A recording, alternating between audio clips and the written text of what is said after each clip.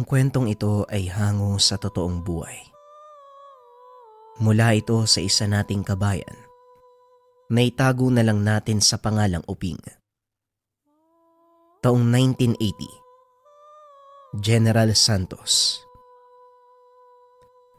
Kakatila lang ng malakas na ulan. Subalit ang magkapitbahay na Ronnie at Kaboy hindi maawat sa kanilang pagtatalo. Buong sityo ay nabubulabog sa pag-aaway ng dalawa. Maging ang kapitan ng barangay ay walang magawa. Halos lahat ng tanod ay naroon, pero hindi umubra ang naglalakihang katawan ng mga ito. Si Ronnie at Kaboy, walang pinapakinggan kung hindi ang galit lamang sa isa't isa. Ano ba kayong dalawa? Gusto niyo bang iparating pa natin to sa presinto? Ipakulong ko kayong dalawa? Madadaan naman to sa usapan eh. Bakit ba kayo ganyan? Para kayong mga bata. Wika ni Kapitan Julio. Yang magaling mong mamamayan ang patigilin niyo. Siya lang naman yung bukod tanging paulit-ulit dito. Siya yung nagsisimula ng gulo eh. Nananahimik kami ni Nanay Doning. Pero yung si Kaboy, talagang gustong manggulo. Wika ni Ronnie, isa sa mga mamamayan. Totoo naman eh. Aswang yung nanay mo. Nakita ko siya kagabi. Nasa silong namin. Nagkasakit ang nanay ko dahil sa nanay mong alimaw. Lintik na matandang yan. Wika ni Kaboy. Mas lintik ang nanay mo at ikaw. Mabuti ang taong nanay ko. Kahit meron siyang diferensya sa pag-iisip. Kayo pa nga ang mas alimaw dahil sa pinagagawa niyo eh. Ano ba kayong dalawa, magsitigil lang nga kayo? Walang aswang dito. Ikaw ba, Kaboy? Ano bang sinasabi mo? Kapitan, mismong mga mata ko ang nakakita. Aswang yan si Duling. Nagkukunwari lang siyang baliw. Pero bang totoo, aswang talaga yan. Sa galit ni Ronnie, sinugod niya si Kaboy at walang pagdadalawang isip na sinuntok. Mabilis kumilos ang mga tanod. Kaagad pinaghiwalay ang dalawa. Sa galit ng kapitan, kinaladkad patungong presinto ang dalawa. Samantala, napamura si Uping na nanonood mula sa bintana ng kanilang bahay. Nainis sa biglaang paghinto ng kaganapan. Natuwa na sana sa nakikitang bakbakan, pero ngayon ay wala nang mapapanood. Sayang naman oh. Wala na tuloy tayong papanoorin. Astig na sana ng galawan ni Ronnie. Eto talagang si Kapitan kahit kailan panira. Sana inayaan niya muna mag-away yung dalawa para kahit papano makapaglabas ng init ng katawan. Wika ni Uping. O ikaw, Ping.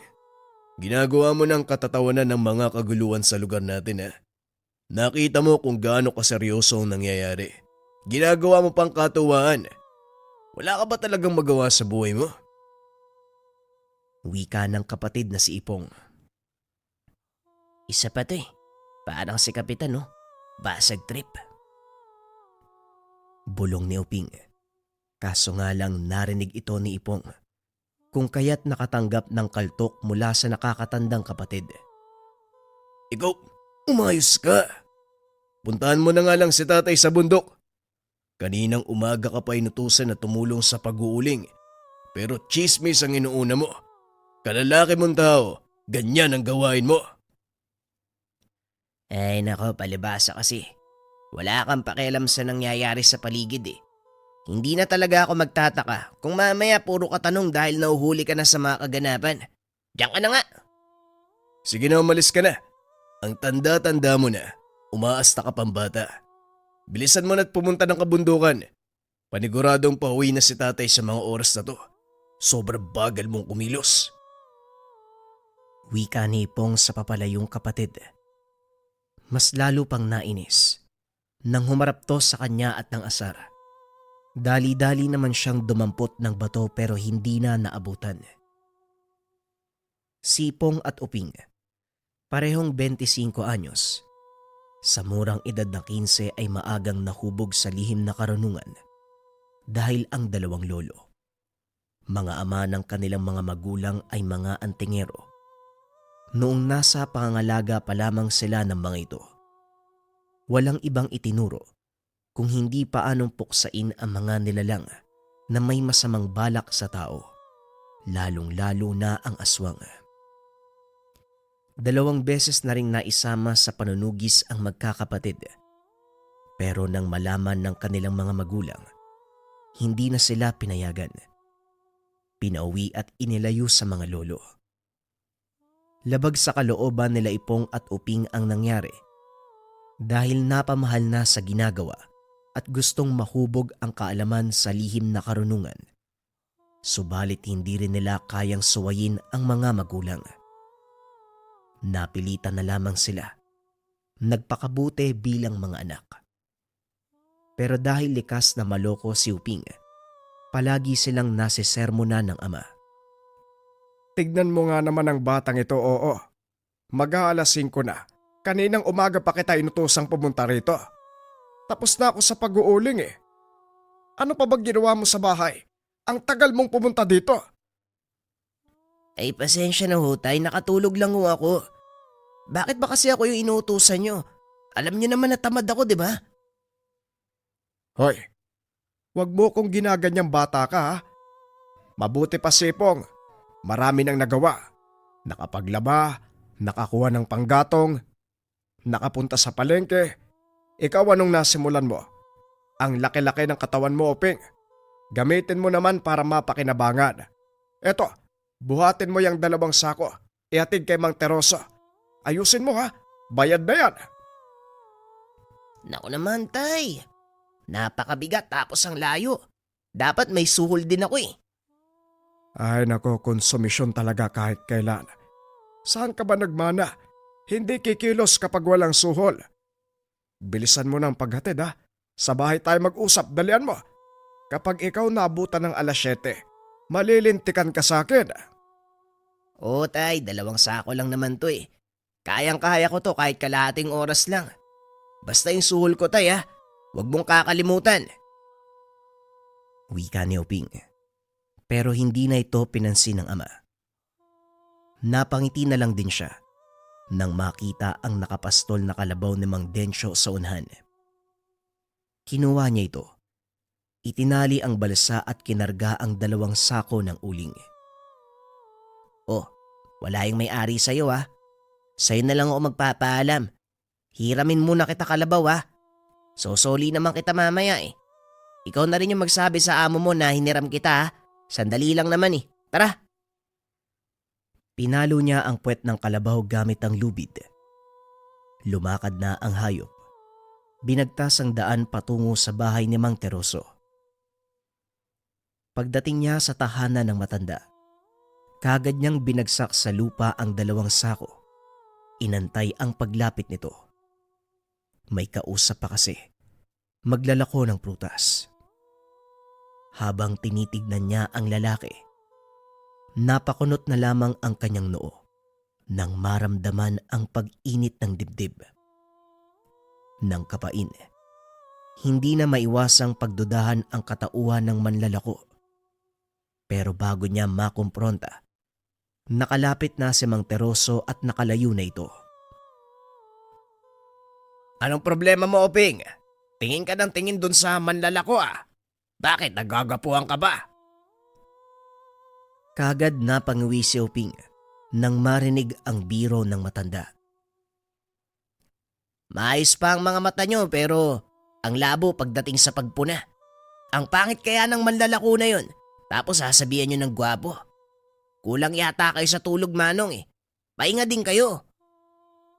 Eto naman kung makapagsalita, akala mo kung sinong mas nakakatanda. Ikaw kahit kailan, palagi mong nakakalimutang dali ng kabutihang asal. Yan na ba yung mga uling ko? Pakipasok na lang sa kusina. Hindi ko na mabubuhat yan. Wala akong problema basta may bayad. Ang bigat niyan tapos 2 sako pa. Abat! O siya, dalian mo na. Ako ang negosyante rito pero mukhang sa'yo pa ako malulugi ah. May bayad na sa tatay mo, tapos iba din yung bayad sa'yo. Abot tenga ang ngiti ni Uping. Matapos makatanggap ng 10 pisong pera, kagad niyang ipinasok sa kusina ang 2 sako ng uling, pero natigilan siya ng may maamoy. Tinignan niya ang buong paligid. Maliban sa mga kagamitan sa kusina, wala namang kahinahinala. Kaso nga lang merong matinding pag-alingasaw.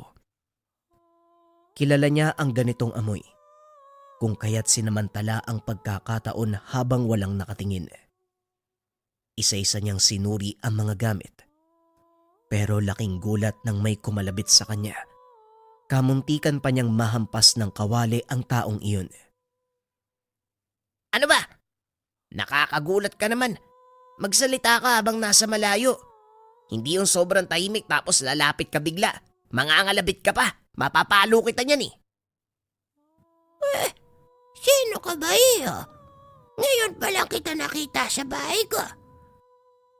Teka, ngayon lang din kita nakita eh. Nagreklamo ba ako at isa pa? Tinitigang mabuti ni Uping ang babae mula ulo hanggang paa. Nakatitig lang ito sa kanya habang inaantay ang muli niyang pagsasalita. At isa pa, sino ka ba para sabihin pamamahay ko? Kabit ka ba ni Mang Teroso? Yung galing daw ng Maynila, ikaw ba yon? Kung ikaw nga, peke pa lang balita. Sabi nila, maganda daw yung mukha eh. Eh mukha ka namang... Ewan, mas mabuti nga umalis na lang ako dito.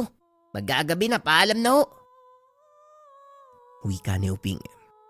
Nagmamadali na itong umalis. Bago siya makalayo ng tahanan, muli niyang nilingon ang bahagi ng kusina. Napailing na lamang sa nalaman. Pagdating niya ng bahay, nakaabang na si Ipong sa kanya. Ang galing mo talaga. Sinong nagsabi sa'yo na kunin mo yung kalabaw ni Mang Densyo? Alam mo bang natataranta yung matanda kakahanap sa alaga niya? Nakarating na yata sa kabilang barangay yun eh. Pero wisyo ka talaga. Oh, bakit galit na galit ka? Hiniram ko lang naman ah. At sakay sinoli ko naman ah. Naitali ko na nga pabalik dun oh. Kung itali ko yung leg mo. Hoy Uping, umayos ka. Pati si tatay, hindi na alam kung paano ka didisiplinahin. Kayo lang naman kasi yung grabe ko magbigay ng reaksyon eh. Sa susunod na kayo magalit kapag pinatay ko yung kalabaw. Hindi naman eh, hiniram ko lang eh. Pumasok ka sa bahay dahil ikaw ang kakatayin ni tatay. Inutusan ka rin na kunin mo yung panabong pero hindi mo ginawa. Saan natin nahanapin yun? Gabi na. Hindi na pinakinggan ni Uping ang salita ng kapatid. Salip, sinabi niya ang naranasan kanina. Hindi ba usap-usapan na may kabit si Mang Teroso na galing Maynila? Nakarap ko yung babae kanina eh. Hindi ako pwedeng magkamali. Aswang yun. Halata naman eh. Naamoy ko yung alingasaw. Ang tindi. Ang sakit sa ilong. Napatigil si Ipong. Nagdadalawang isip kung papaniwalaan ba ang kapatid. Dahil palagi itong mabiro, nahihirapan na siyang maniwala. Subalit hindi rin maitatanggi ang husay nito sa pagtukoy sa tao kung may lahi bang aswang. Uping, naririnig mo ba ang sarili mo? Hindi pwedeng gawing biro yung ganitong bagay ah. Nakita mo naman si Kaboy kanina. Pinaginala ang aswang si Aling Duning. Tingnan mo ang sinapit. Dinala sa presinto. Ikaw, kung hindi ka sigurado, wag mo nang sabihin. Paano kung sigurado ako? Maniniwala ka ba? Tutulungan mo ba akong mapalaya sa lugar natin ng halimaw na yon bago pa makapambiktima? Masyado ka nang nilamon ng tinuro nila lolo sa atin. Baka nakakalimutan mo. Pinatigil na tayo ni tatay at nanay sa gawaing yan. Sa oras na malaman nila na nagkaroon ka uli ng interes, siguradong malalagot ka. Sabihin mo nga Ipong, naduduwag ka ba? Hindi dahil sinabi ni nanay at tatay, hindi na natin pwedeng gawin. Baka nakakalimutan mo yung sinabi nila lolo sa atin. Ngayong may alam na tayo sa lihim na karunungan, wala nang dahilan upang isawalang bahalang mga kasamaan ng mga nilalang na yan. Buhay nating mga tao yung nasa peligro eh. Kuya, pag-isipan mo. Diyan ka magaling eh. Lalabas lang ang pagiging magalang mo kapag meron kang gustong gawin. Uping, sa susunod mo na isipin yan kapag meron ka ng matibay na ebidensya na aswang nga ang kabit ni Mang Teroso. Kilala mo rin ang manong na yon, dating kriminal. Hindi siya magdadalawang isip na kalabitin ang gatilyo dyan sa ulo mo kapag nagkalat ka ng balita laban sa kalaguyo niya nang walang katotohanan. Pag-isipan mo rin yan. Wika ni Ipong bago iwanan ang kapatid. Nagbuntong hininga na lamang si Uping. Nang sumapit na ang oras ng kanilang hapunan, nanibago si Tatay Pancho dahil tahimik ang dalawang anak. Nasanay na siya na kahit sapag ay nagbabangayan, pero ngayon daig pa ang sementeryo sa sobrang tahimik. Palipat-lipat ang tingin niya sa dalawa. Napansing wala talagang balak na magsalita kahit isa sa kanila. Pinukbok niya ang kutsara sa tasa. Lumikha ito ng ingay. Napatingin sa kanya ang mga anak. Anong pumasok sa isipan yung dalawa, ha? Bakit sobrang tahimik niyo? Huwag niyo sabihin na may binabalak kayong dalawa. Anong kalokohan na naman ang plano niyo? Wika ni Tatay Poncho. Si Uping bilang madaldal. Siya ang unang nagsalita. Tay, kilala mo ba yung kabit ni Mang Teroso? Aswang yun, aray! Ang sakit ah! Wika ni Uping. Matapos mahampas ng kutsara sa ulo. Kaya palang tahimik mo dahil yan ang iniisip mo. Uping, tigilan mo yan. Ikaw naman, Ipong, anong dahilan ng pananahimik mo? Huwag mo sabihin pareho kayo ng iniisip. Pagbubuling ko kayong dalawa. Ay, hindi ho, Tay. Ako, masakit lang ho yung ipin ko. Si Uping na lang po ang bulin nyo. Puro kalokohan yung nasa isip niyan eh. Aray ko, sakit talaga ng ipin ko. Oh. Tapos na akong kumain. Magpapahinga na ako. Maaga pa akong pupunta ng kabundukan. Umayos kayong dalawa. Ayoko makarinig ng ingay mula sa inyo kahit ngayong gabi. 25 na kayo. Kaya umakto kayo ng naaayon sa edad. Minsan naiisip ko, kulang yata kayo sa buwan nung pinanganak kayo eh. Lalong-lalo ka na, Uping. Tatay naman, matutulog na lang. Ang dami pang sinasabi. Sige na ho, magpahinga na po kayo. Wika ni Uping. Hindi na siya pinansin pa ng tatay. Naiwan ang dalawang magkapatid sa kusina. Nagsimula na ang kanilang bangayan. Huwag mo nang ipilit pa ang gusto mo, Uping. Wala kang batayan kaya manahimik ka na lang. Paano kung ayoko? Ipong, alam mo kung anong klase ang natutunan natin kina Lolo. Sa tingin mo ba, magkakamali ako ng hinala sa babaeng yun? Imposible. Imposibleng hindi rin ako nakinig sa mga itinuro ni Lolo. Ikaw mismo ang mag-isip. Delikado dahil hindi lamang aswang ang makakalaban mo. Maging ang dating kriminal na si Mang Teroso. Sa tingin mo hahayaan ka niya sa binabalak mo? Matunugan niya lang yan. Siguradong may baril na nakatutok sa ulo mo. Mamili ka. Kaligtasan o kamatayan. Mamili ka rin. Pananahimik o kaligtasan ng mga tao sa lugar natin. Alam mo kung paanong kumilos sa mga aswang. Mas animal pa kung ikukumpara sa kriminal. Si Mang Teroso pwede nating kumbinsin eh. Ang kabit niya ay pwede nating patayin. Iligpit sa tahimik na paraan para hindi siya matunugan. Yung walang makakaalam. Ano? Kahit ano pang sabihin mo, Uping, mas makikinig ako kay tatay. Tama na. Alam mo kung ano nangyari kay nanay, hindi ba? Kaya nga ito nga ang punto ko eh. Kung tutugisin natin ang kabit ni Mang Teroso, magsusunod-sunod na yan. Malalaman natin kung sino pa ang aswang sa lugar na to. Maging yung animal na pumatay kay nanay. Hanggang ngayon, hindi pa rin natin alam kung sino yung nilalang na yon. Kumilos na tayo para... Talaga bang hindi kayo titigil? Anong sabi ko? Huwag niyong pairalin yang pinagmamalaki niyong natutunan mula sa lolo niyo. Nawalan na ako ng asawa. Ayokong mawalan ng anak. Makinig naman kayo sa akin. Akin na yan!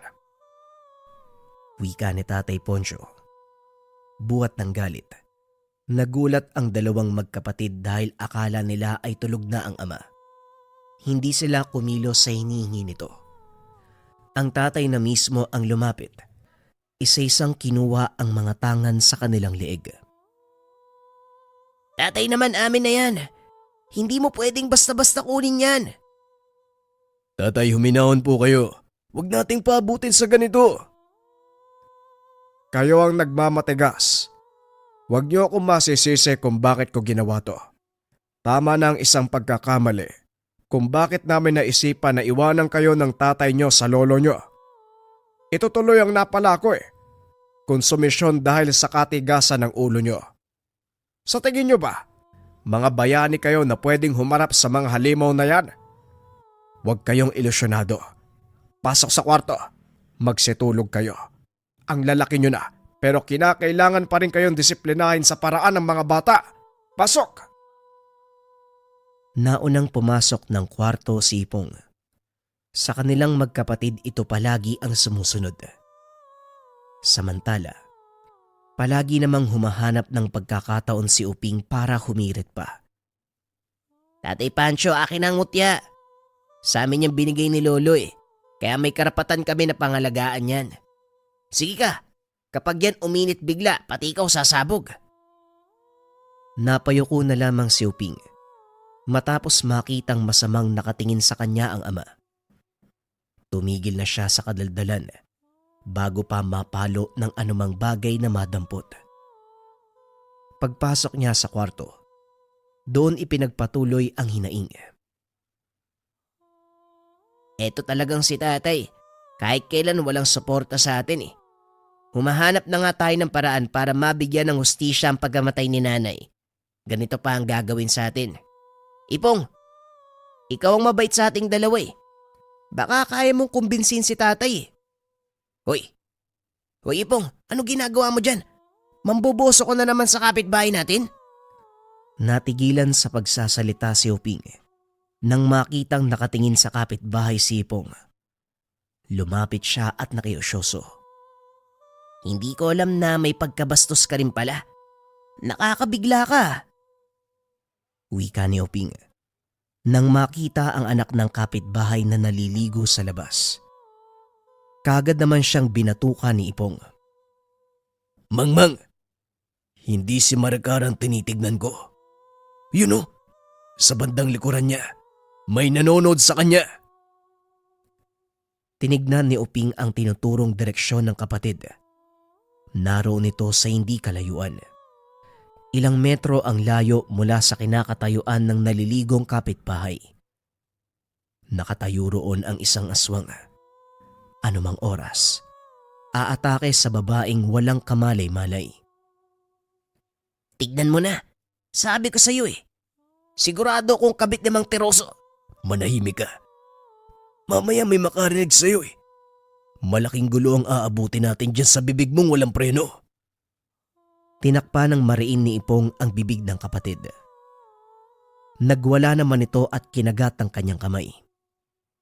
O sige, ano ngayon ang gagawin natin? May aswang Tutunga nga lang ba tayo? Halika na. Kinaladkad niya ang kapatid. Naging maingat din upang hindi matunugan ng ama ang gagawin. Kanya-kanya sila sa pagkuha ng itak at saka nagmamadaling lumabas. Dumaan sila sa bahagi kung saan mayayabong ang mga laman. Dahan-dahang lumapit sa kinalalagyan ng aswang. Pero bago pa man sila makarating, huminto ng pigilan ni Ipong ang naunang kapatid. Anong plano mo? Sa tingin mo ba may laban tayo sa aswang na yan? Wala yung mga tanga natin. Malalagay pa tayo sa peligro. Mag-isip ka nga. Ang tono ng pananalita mo, sinasabi mong duwag ka Tatapang ka lang ba kapag suot mo yung protection mo? Ipong, dalawa tayo. Sigurado ko madadaig natin ang isang yan. Ay, tignan mo, nawala na. Ang dami mo kasing satsat eh. Halika na, hanapin natin, hindi pa nakakalayo yun. Wala nang nagawa si Ipong kung hindi sundan ang kapatid. Binaybay nila ang daan habang hinahanap ng paningin ng aswang. Nang walang makitang bakas, dumiretso sila sa bahay ni Aling Celia. Hindi na sila nakakatok. Bukas na ang pintuan. Pareho silang natigilan matapos makita ang nakahandusay na dalaga. Si Maricar na kanina ay naliligo lang sa likuran ng bahay. Ang leeg ay may bakas ng pagbaon ng mga kuko, kung saan patuloy na lumalabas ang dugo. Sugatan na rin ang tiyan na nagtamo ng maraming kalmot. Nang sundan nila ang yapak sa kawayang sahig patungo sa bintana, nagmamadali silang lumabas para sana habulin ang nilalang, subalit wala silang nakita. Wala na ang aswang. Hahanapin pa sana, pero hindi na rin nagawa ng makitang paparating sa Aling Celia. May buhat-buhat na malaking bilao. Kakagaling lamang sa paglalako ng panindang kakanin sa bayan. Magandang gabi sa inyo mga iho. Anong sa atin? Naparito kayo sa bahay ko at... Teka, may dala kayong itak. Nawala ang ngiti ng matanda nang makita ang patalim na hawak ng dalawa. Nagsimula itong magtaka nang makita ang reaksyon sa kanilang muka. Maricar, anak! Nandiyan ka ba sa loob? Maricar, iya! Patawad po, Aling Celia. Wala na po si Maricar eh. May nanloob po na aswang. Hindi po namin naabutan. Kagad ng lumo ang matanda matapos makita ang anak na nakahandusay sa sariling dugo. Sa lakas ng pag-iyak, nabulabog ang ibang kapitbahay, lalong-lalo na si Tatay Poncio. Nagmamadaling lumabas nang malaman na wala sa bahay ang dalawang anak. Dali-dali pa nitong nilapitan si Ipong at Uping, sabay hila palayo sa lugar. Bakit kayo nasa labas? Bakit may dala kayong itak? Halos lumuwa ang mata ni Tatay Pancho sa panglalaki habang palipat-lipat na nakatingin sa dalawang anak. Bakit hindi kayo makasagot? Ang sabi ko kanina, matulog na kayo pagkatapos ng gawain sa kusina. Bakit kayo nandito? Anong ginawa nyo? Tay, may nakita kaming aswang eh. Gusto sana naming itaboy pero ito na yung naabutan namin. Hindi namin. Hindi nyo nagawa dahil wala naman talaga kayong magagawa. Pasok. Sige na, pumasok kayong dalawa. Halika na, sumunod ka na kay tatay. Huwag ka na magpaliwanag. Uping, halika na. Hinila niya papasok ng bahay ang kapatid. Kasabay ng lahat ng ito, lumalabas na sa tahanan ang mga kababaryo. Nag-antay na lamang sila sa pagbabalik ng ama upang magtanong kung ano ang kaganapan sa labas. Kayong dalawa, magmula sa mga oras na ito, hindi na kayo lalabas ng tahanan. Subukan nyo lang sumaway. Dadalhin ko kayo sa kabundukan kasama ang rebelde nyong tsuhin. Hoy Uping, manahimik ka na lang ha. Wala nang lalabas sa ating dalawa. Dito lang tayo sa loob ng bahay para hindi mapadala sa kabundukan. Ayoko makasama ang isang mamamatay tao, si Tio Alberto. Wika ni Uping. Tinignan niya ang kapatid. Ngayon ay nakahiga na at nagkukunwaring tulog. Tatay, bakit naman po tayo mabot sa ganito? Ano bang nangyari sa labas? Mabuti naman at naitanong mo yan ni Pog. Ang nangyari sa labas, ito lang naman ang sinabi ni Aling Celia. Kapag hindi mahanap ang aswang na pumatay sa kanyang anak, kayong dalawang mananagot dahil kayo lang ang naabutan niya sa tahanan nila nung namatay ang dalaga. Nagulat si Ipong sa sinabi ng ama. Napabango naman si Uping. Teka lang tay, bakit naman kami yung masisisi? Wala naman kaming ginawang masama. Hindi kami ang pumatay kay Maricar. Yung aswang yun. aswang ang pumatay sa kanya. Sa tingin nyo ba may maniniwala sa inyo? Paanong hindi kayo paghihinalaan gayong may dala pa kayong itak? Ang mga kapitbahay na nakarinig, ganun din ang sinabi. Sa inyong dalawa mapupunta ang sisi. Halos pumutok na ang mga ugat sa leeg ni Tatay Pancho sa sobrang galit. Wala na siyang pakialam kung maririnig ng kapitbahay ang malalakas niyang boses. Hindi na nagsalita si Ipong at Uping dahil hindi na balak bang dagdagan ang galit ng ama. Buong puwersang isinara ni Tatay Pancho ang kanilang pintuan. Hayaan muna natin si tatay, lalamig din yung ulo niyan. Saka na lang natin siya kausapin uli. Alam niya naman na wala tayong kasalanan. Hindi tayo masamang tao.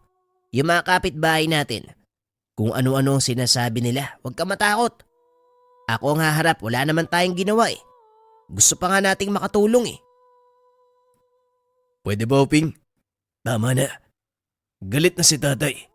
Pinagbintangan na tayo sa nangyari. Ano pa ba ang gusto mo? Kasalanan mo rin to eh. Kung sana hinayaan na lang natin, hindi sana tayo aabot sa ganito. Duwag ka talaga at makasarili. Hindi ka karapat dapat sa tangan mo eh. Dahil dyan sa pagkatao mong duwag at hugas kamay. Nagtiwala pa si Lolo sa'yo tapos ganyan ka. Tama nga siguro si tatay. Itigil mo na lang ang panunugis ng aswang at kalimutan ang natutunan mong lihim na karunungan. Muling humiga si Uping. Tumalikod sa kapatid dahil sa sobrang galit. Hindi niya rin maintindihan ng kapatid sa ipinapakitang kilos. Dati ito pa ang nangunguna na pumuksa ng aswang nung nasa pangalaga pa ng kanilang mga lolo. Samantala, napabuntong hininga si Ipong. Hindi niya gusto ang nabitawang mga salita dahil napamahal na sa gawaing itinuro ng mga lolo. Ngunit may takot sa kanyang puso magmula nung bumalik sa pangangalaga ng ama. Nasaksiyan niya ang pagkamatay ng ina sa kamay ng aswang. Wala siyang nagawa ng mga sandaling iyon, kaya naman sa kasalukuyan, ayaw niya nang madawit pa sa anumang pangyayari na may kinalaman sa mga nilalang. Ngunit nahihirapan siya dahil sa kapatid na gustong ituloy ang tungkulin. Urong-sulong ang desisyon kumpara sa dating tuwid na pamamaraan. Kinabukasan muli na namang nabulabog ang buong sityo nang manumbalik mula sa presinto si Ronnie at Kaboy. Nagkasundo matapos manatili ng ilang araw. Akala ng lahat magiging maayos na ang dalawa. Pero pag-uwi, muli na namang umarangkada ang kanilang pag-aaway. Hoy, nasa na yung nanay mong aswang? Siguradong nanay mo yung pumatay kay Maricar. Wala namang ibang aswang dito eh. Pwede ba, Kaboy? Nag-usap na tayo sa harapan ni Mayor na hindi na tayo mag-aaway pa tapos magsisimula ka na naman. Tigil-tigilan mo ang nanay ko ha. Naroon pa siya sa pasilidad. May diferensya ang kanyang utak. Hindi siya aswang. Nagbabaliw-baliwan ka mo. Hindi mo may pagkakaila, Ronnie. Alam mo rin na aswang ang nanay mo. Pero bakit pinagtatakpan pa ang isang halimaw? Balang araw, ikaw rin ang bibiktimay niyan. Kaya ngayon pa lang, dapat i-dispatcha mo na. Sira ulong to ha. Wag mong pagsasalita ng ganyan ng nanay ko. Sinugod niya ng suntok si Kaboy. Lumapit ang mga tanod na naghatid sa kanila. Pinaghiwalay. Parehong ginawaran ng hampas ng batuta. Mga animal na to, kakawi lang mag-aaway kaagad. Malinaw na pagkasunduan nyo sa presita. Tapos magiging ganito lang pala. Baka gusto nyong ibalik ko kay Don. Natahimik ang dalawa. Patuloy naman sa pagsisermo ng tanod. Nang tumagal, pinapasok na sila sa kanika nilang mga bahay. Natigil ang away sa labas. Nagsimula naman sa loob ng tahanan nila Ipong at Uping. Ipong, paano kung tama si Kaboy? Baka talagang aswang ang ina ni Ronnie. Ang sabi may diferensya sa utak, hindi ba? Baka Buro kang aswang. Kunwari baliw, pero halimaw talaga. Yang ka na naman sa ganyan mo eh. Talaga bang wala kang balak na sundin si Tatay Pancho? Pakiusap, tumigil ka na. Kung gusto mong manahimik, ikaw na lang. Basta ako hindi ako papayag na wala akong gagawin. Paninindigan ko ang binitawang salita kina lolo. Ano man ang mangyari, hindi ako mananahimik na lang. Tumayo si Uping at nagtungo sa kwarto ng ama. Kagad siyang nagalungkat sa mga gamit. Sumunod naman si Ipong at pinigilan ang kapatid. Anong ginagawa mo? Pati ba naman yung mga gamit ni tatay? Gagalawin mo na. Talagang hindi ka marunong makinig. Hinahanap ko lang yung mga mutya. Kukunin ko yon dahil kailangan ko sa panunugis. At sinong manunugis? Walang lalabas ng bahay na to. Naintindihan mo ba? Yan ang malinaw na babala ni tatay. Kung duwag ka, dito ka lang sa bahay. Diyan ka naman magaling eh. Maging sunod-sunuran. Ipong, alam mo sa sarili mo, natawag ng tungkulin ng kaganapan ngayon. Pero ano, mananahimik ka lang. Parang sinasabi mo na binaliwala mo ang lahat ng mga tinuro sa ni Lolo. Kailanman hindi ko binaliwala ang itinuro nila lolo sa akin. Tama rin naman si tatay eh. Huwag na tayong mangialam dahil wala naman tayong magagawa sa nangyayari. Walang magagawa kung walang gagawin. Gusto mong mahuli yung aswang na pumatay kay nanay, hindi ba? Kumilos ka! Napukaw ang atensyon ni Ipong sa mga sinabi ng kapatid. Natigilan siya at napaisip. May plano ka ba? Kung meron, saan ka magsisimula? Magmamanman sa paligid. Hindi na natin kailangan pumunta sa malayo para maganap dahil aswang mismo ang lumalapit. Sigurado ko, yung halimaw na pumatay kay nanay at yung pumatay kay Maricar ay iisa. Ngayon, malaki ang galit ni Aling Celia sa atin dahil tayo ang naaktuhan niya sa tahanan nung gabing yun. Sa burol tayo mag-iintay dahil nakakatiyak ako, babalik pa yung aswang sa bangkay ng biktima. O sige, tutulong ako pero alang-alang sa pagkamit ng hustisya sa pagkamatay ni nanay. Nasa kaban ni tatay ang mutya natin. Nakita ko doon niya itinago. Nagmamadaling hinila ni Uping ang kaban ng ama. Nakatago ito sa ilalim ng higaan. Binuksan niya ito gamit ang susing nakakabit sa dingding. Nang mabuksan, abot tenga ang pagkangiti, pagkakita ng kwintas na tangan. Kagad niyang inabot kay Ipong ang isa at isinabit sa leeg. Ngayon, tama na ang pagkaduwag. Hanapin na natin ang aswang na yan. Dahil wala sa bahay si Tatay Pancho, sinamantala ng magkapatid ang pagkakataon. Nagpunta sila sa bahay ni Aling Celia kung saan nakaburol ang anak nito. Mangilan-ngilan lamang ang naroon pero sapat na ang tingin sa kanila para mahusgahan ng dalawa. Nang lumapit kay Aling Celia, sisi ang bumungad sa kanila. Ang lakas ng loob niyong magpakita rito. Gayong kayo ang dahilan ng pagkamatay ng anak ko. Aling Celia, alam natin pareho na aswang ang pumatay kay Maricar. Kita naman sa mga bakas na naiwan sa katawan niya, hindi po ba? Wag ko kayo mag-alala, Manang. Makakaganti tayo sa aswang na yan. Sa ngayon, hinihiling namin na wag niyo kaming pag-isipan ng masama. Wag niyo kaming pagmukay na kriminal dahil wala namang kaming kasalanan. Sa susunod ko na gagawin yan kapag meron kayong naiharap na aswang sa akin. Yung aswang na sinasabi niyong pumatay sa anak ko. Aba oo nga naman. Ihaharap talaga namin siya sa'yo. Mag-intay lang ho kayo.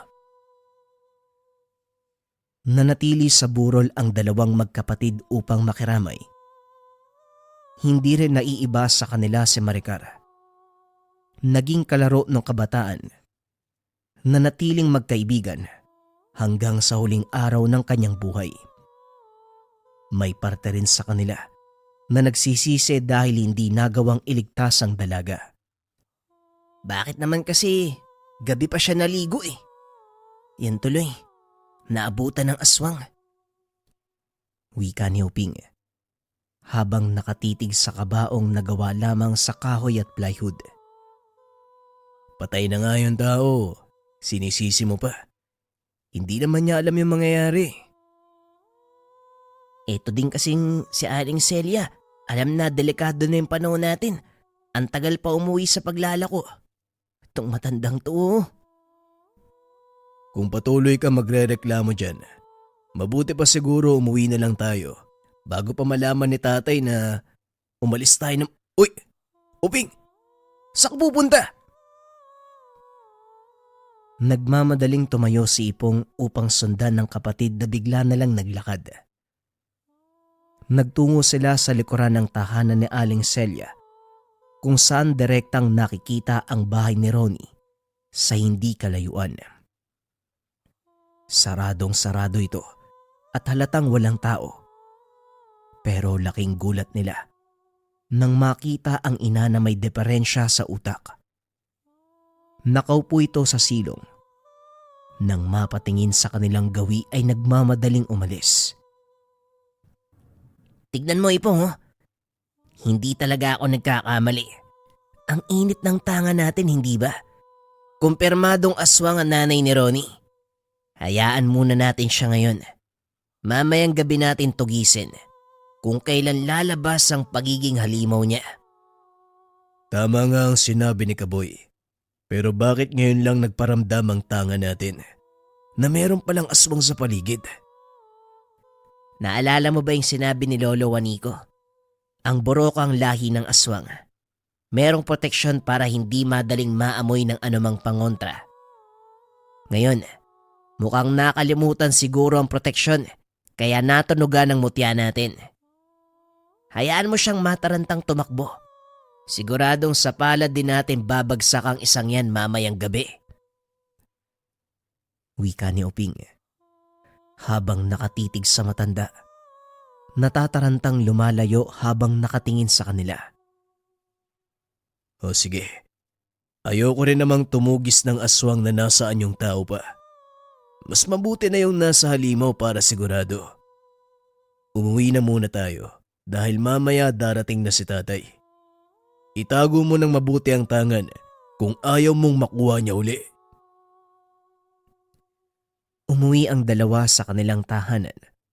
Saktong pagpasok nila, dumating si Tatay Pancho. Upang hindi mahalata, kagad nilang ginawa ang mga gawaing bahay. Pagsapit ng gabi, dumarami ang taong nakikiramay sa bahay ni Aling Celia. Gusto sana nilang pumunta, pero dahil kay Tatay Pancho hindi sila nakalabas. Ako ang makikiramay doon. Mainit ang ulo ni Aling Celia sa inyo. Maging ang mga kapitbahay na nakarinig ng usapan na kayo ang nabutan sa bahay nung gabing namatay si Maricara. Ako na ang gumawa ng paraan para malinis sa mga pangalan nyo. May uling sa likod. Yun na lamang ang pagkaabalahan nyo. Isilid nyo sa plastic. Tagi-1 kilo bawat isa. Sige na, ayusin nyo. Nang umalis ang ama, nagmamadaling lumabas ang magkapatid para matapos ang utos. Hindi naman nagtagal. Nangalahati na sila sa gawain dahil iilang sako lang naman ang uling. Sa kalagitnaan nito, natigilan si Ipong matapos maaninag ang isang anino. Naroon nito sa hindi kalayuan. Pabalik-balik ng lakad na para bang nagdadalawang isip sa binabalak. Nang mapansin ni Uping ang kanyang tinitignan, dito na sila kumilos. Pustahan, nanay yan ni Ronnie. Ano nga uli ang pangalan ng halimaw na yan? Ronaida yata, ewan ko, hindi ko alam. Paano mo nasabing siya yan? Galawan pa lang oh, tignan mo. Tumayo ka na dyan bago pa makatakas ang hayop na yan. Sabay silang dumampot ng patalim. Tumingin muna sa paligid bago lumakad. Siniguradong hindi makikita lalo na ng kanilang ama. Pagdating sa unahan, sa banda kung saan nila nakita ang nanay ni Ronnie, plinanong maigi ang gagawin. Ako ang unang lalapit. Maging alisto ka, Ipong. Dahil kung sakaling atakihin niya ako, kumilos ka kagad. Wala na tayong dapat sayangin na oras. Ito na ang katapusan para sa isang yan. Matapos magsalita ni Uping, dahan-dahan siyang lumapit sa kinalalagyan ng aswang. Nasaan yung tao pa ito? Panay ang tingin sa tahanan ni Aling Celia. Nakatalikod, kung kaya't pumabor kay Uping ang pagkakataon. Tinutok niya ang talim sa leeg ng matanda. Nagulat naman ito at nagsimulang manginig. Ang galing mo talagang umarte, no? Oy Manang, tama nga si Kaboy. Nagbabaliw-baliwan lang kayo pero pasensya na lang tayo. Wala ka nang kawala sa amin ngayon. Matapos mong mangbiktima ng kasitsyo natin, may gana ka pang magpakita. At saka, anong proteksyon ang meron ka? Bakit hindi namin kaagad naramdaman ng kapatid ko na aswang ka? Sumagot ka! Idiniin ni Uping ang itak. Napatuwid naman ng tayo ang matanda. Nang mapansin ni Ipong na dumudugo na ang leg nito, dali-dali siyang lumapit at inawat ang kapatid. Kumalma ka, Uping. Huwag kang magbadali. Hindi na yan makakawala sa atin. Talagang hindi na. Papatayin ko na to eh. Tatagain sana ni Uping ang matanda. Kaso nga lang humarang si Ipong. Nagulat siya sa ginawa ng kapatid. Kamuntikan niya itong mataga. Ano ba, Ipong? Umalis ka nga dyan. Huwag mo sabihing naawa ka sa aswang na yan. Uping, hindi siya ang aswang dito. Pakiramdaman mong mabuti ang tangan. Hindi si Aling Ronaida ang kalaban. Kung hindi ang isang yun. Itinuro ni Ipong ang kabila kung saan may nakita pang isang anino. Malakas ang turo ng tanga nila sa bahaging iyon. Habang tinititigang mabuti, naging malinaw sa kanila na isa itong aswang. Teka, paano hindi yung matandang to yung aswang? Kung ganun, sino ang isang yan? Hindi natin malalaman kung nandito lang tayo. Puntahan natin! Kayong dalawa, saan kayo pupunta? Ang sabi ko sa inyo, pumunta kayo sa likuran at asikasuhin ng uling. Hindi yung kung ano-ano ang inaatupag nyo. Sige na, magsiuwi kayo! Tapos na po namin yung uling, tay. Ngayon hayaan nyo kaming umalis dahil may tutugising kaming aswang. At talagang susuway na naman kayong dalawa. Ganun ba? Ang tono ng pananalita ni Tatay Pancho ang pumigil sa dalawa. Kapag ganung tono na ang ginamit ng kanilang ama, alam na nila ang susunod na mangyayari. Ipapadala sila sa kabundukan, mamumuhay kasama ang tiyuhing rebelde. Dahil parehong hindi gusto, sumunod sila sa sinabi ng ama. Hindi na rin nila makita ang aswang sa kabila. Marahil nakalis na ito matapos malingat ang usapan. Pagkawi ng tahanan, hindi mapakali ang magkapatid. Nalito sila dahil napatunayang hindi aswang si Aling Ronaida, ang ina ni Ronnie. Tignan mo nga naman. Kamunti ka na tayong makapatay ng inosenteng tao. Totoo palang baliw si Aling Ronaida. Napagkamalan pa natin. Nagtungo sa bahay ni Ronnie ang mga tagapagbantay ng ina. Kukunin na muli ang nanay upang ibalik sa pasilidad. Naintindihan din nila kung bakit gano'n na lamang ang pagsabi ni Kaboy na aswang ito. Dahil sa gabi lumalabas ang nanay. Pumapasok sa mga kabahayan kapag may nakikitang nakabukas sa pintuan. Naaktuhan kasing napadaan ito nung araw na sinalakay ng aswang ang pamilya ni Kaboy kung kaya't siya ang napag-initan. Dire-diretso ka kasi. Muntik na tuloy tayo magkasala. Eh ano nang plano ngayon? Tutugisin mo pa rin ba yung nakita nating aswang? Bakit naman hindi? Sigurado ako, nandito lang sa lugar natin yung aswang na yun. Teka, huwag nating kalimutan yung kabit ni Mang Teroso. Sinabi ko sa'yo na aswang siya, hindi ba? Muntik na nating makalimutan yun ah. Diyan ka na naman eh. Kung sino-sino ang ituturo mo, tapos mamaya mali pala. Hindi huli na to. Kapag nagkamali pa tayo, titigil na ako kaya halika na. Alamin natin. Dahil sa pangungulit ni Uping, muli silang lumabas. Pero hindi na nakaalis nang makitang magkausap si Mang Teroso at ang kanilang ama. Naging maayos ang usapan ng dalawa. Halata sa mga ngiti. Pero nang makitang papalapit ang kalaguyo ng matandang negosyante, biglang nagbago ang reaksyon ni Tatay Pancho. Dito nagtaka ang magkapatid. Malinaw nilang napabuntong ng hininga ang ama. Senyales na nagpipigil ng galit. Makalipas lamang ang ilang sandali ay natigil ang usapan. Nagmamadaling pumasok sa loob ang magkapatid nang makitang papalapit na ang ama. Buisit! Sa dinami-dami ng pwede niyang makilala, talagang yung babae pa na yun. Hindi na sila nagtanong. Kilala na ang tinutukoy nito. Si Mang Teroso na naging matalik na kaibigan ng ama. Bakit po ba, Tay? Ano po bang meron sa babaeng kasama ni Mang Teroso? Napatingin si Tatay Pancho sa mga anak. Hindi makasagot. Nangingibabaw ang paninikip ng dibdib buhat sa pag-alala ng nakaraan. Wala. Huwag yun ang pansinin pa. Marami lang pumapasok sa isip ko kaya ganito.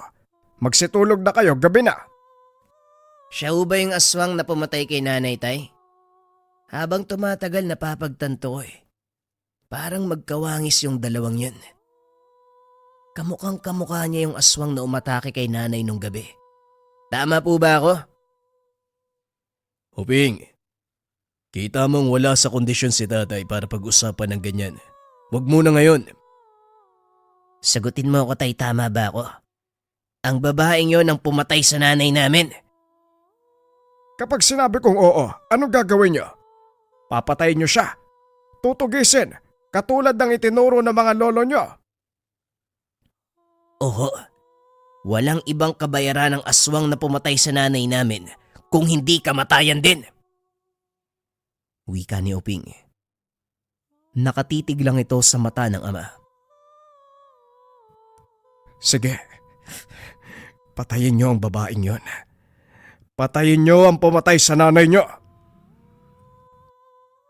Maging si Ipong ay nagulat sa sinabi ng ama. Pero nang makita ang emosyon sa mga mata nito, siya na mismo ang nauna sa paglabas. Kagad namang sumunod si Uping. Dumiretso sila sa burol kung saan naroon ang babae. Nagiintay sila ng pagkakataon. Nang magpaalam ito kay Mang Teroso na maunang uuwi ng tahanan, kagad nilang sinundan.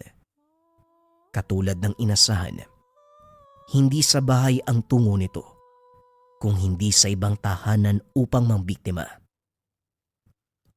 Tignan mo nga naman, walang takot ang pesting to. Malapit lang sa burol ang bahay na gustong biktimahin. Maraming tao. Ipong, gusto ko nga, anak ng nasa na yun? Napatingin si Ipong sa paligid sa paghahanap sa biglaang pagkawala ng kapatid. Naalerto na rin siya nang makitang lumapit na sa babaeng nag-anyong aswang. Nagmamadali na rin dahil sa kanilang dalawa. Mas maalam ito sa pakikipaglaban. Si Uping ay medyo mabagal. Minsan malamya pa ang kilos. Saktong nakalapit siya ay tangka ng kakalmutin ng nilalang si Ipong. Mabuti at naunahan niya at nagawang mataga diretso sa muka. Sa lalim ng sugat, umangil ito ng malakas.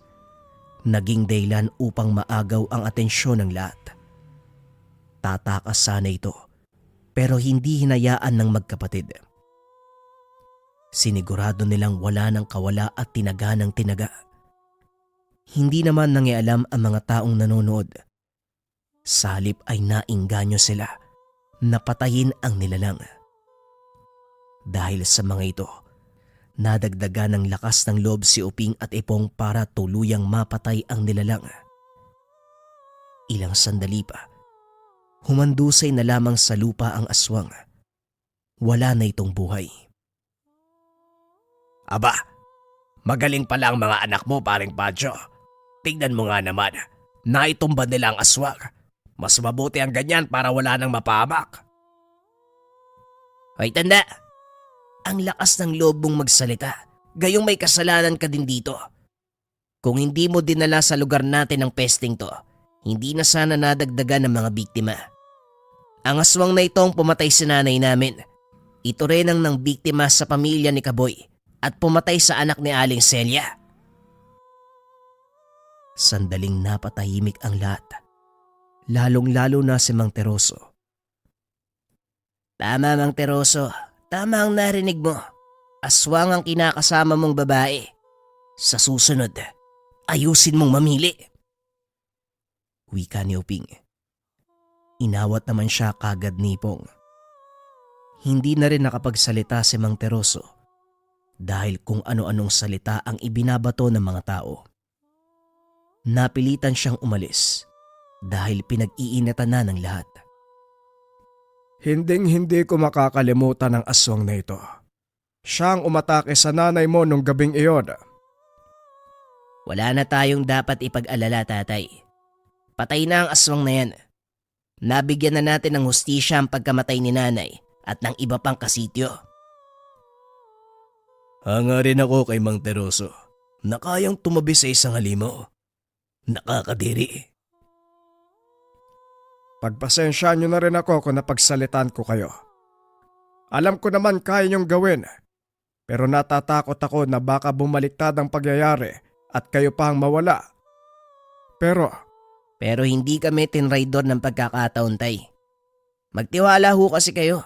Tignan mo, napatay namin. Wika ni Uping. Matapos ng kaganapan ay sinunog nila ang bangkay ng nilalang. Magmula ng gabing iyon, buhat ng pangyayari, dahan-dahang inalis ni Tatay Pancho ang takot para sa mga anak. Sinimulang intindi ng natutunan ng mga ito mula sa lihim na karunungan.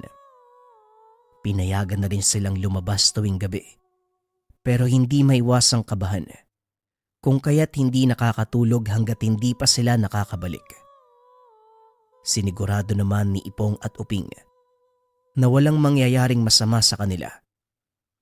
Hanggat may bisa ang tangan, hanggat may nangangailangan, patuloy silang lalaban. Opinyon para sa kwento, mga kabayan. Sa palagay ko, hindi sobrang kumapit yung tangan ng magkapatid. O dahil na din siguro, kinuha sila ng mga magulang doon sa matatanda na nagtuturo sa kanila. Hindi lubusang naunawaan yung bisa ng tangan kasi mabagal yung proseso ng pagtukoy kung nasaan yung kalaban, kung nasaan yung nilalang. Batay din sa kwento natin, mga kabayan, ilang beses silang namanipula ng kalaban . O pwede din nating sabihin na talagang mautak yung aswang. Gumagawa ng paraan para hindi siya mahuli ng mga tao. At saka, batay din sa kwento, gumagawa siya ng paraan para maibaling sa ibang tao yung pagpatay na ginawa niya. Imposible kasing nagkataon lang na pinatay niya yung aswang. Pumunta yung magkapatid doon tapos may dalang itak. Kung hindi mautak yung dalawang magkapatid, tapos hindi sila pinagtanggol ng tatay, malamang sa malamang, nakulong na yung dalawa o sila yung pinagbintangan. Kayo ba, mga kabayan? Ano opinyon nyo para sa nagpadala ng ating kwento? Kayo nang bahalang humusga. Maligaya akong babasahin ang komento ninyo sa ating comment section. Huwag kalimutan mag-like, mag-share at mag-subscribe. Maraming salamat. Paalam.